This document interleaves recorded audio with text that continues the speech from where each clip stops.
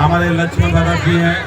वो यहाँ सरना का जो माहौल बनाने का प्रयास कर रहे हैं और इस माहौल को देखते ऐसा लग रहा है कि हमारे सरना समाज इसी तरह से नाचते गाते और खुशियाँ मनाते हुए सरना समाज और सरना भारत का चुनाव करेंगे। लक्ष्मण जी आप अपना परिचय देते हुए बताएं, इतना अच्छा माहौल बना रहे हैं, बहुत अच्छा। हम लोग आज नाचते गाते खुशियाँ मनाते हुए सरना के साथ झुकाव होना चाहिए।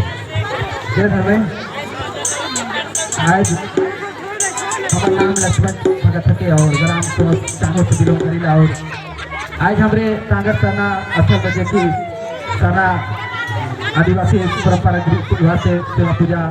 करल जा रहे हैं, देखिए आज प्रथम सभा का आयोजन करल जा रहे हैं और हम बहुत उमंग के साथ सब भाई बहन मन मिलजुल के आज इस सभा का आयोजन कर और देखिए आज शाम के बेला समापन भी करल जाते और ज़्यादा नहीं कहते हुए हमारे आज अंतिम समय में हमारे आज एक भजन के साथ लास्ट तरफ देखिए आज हमारे सरना माँ के भजन से जय धन्यवाद। चलो जय जयकार कर दो बार, जय सरना माँ, जय सरना माँ, जय सरना माँ।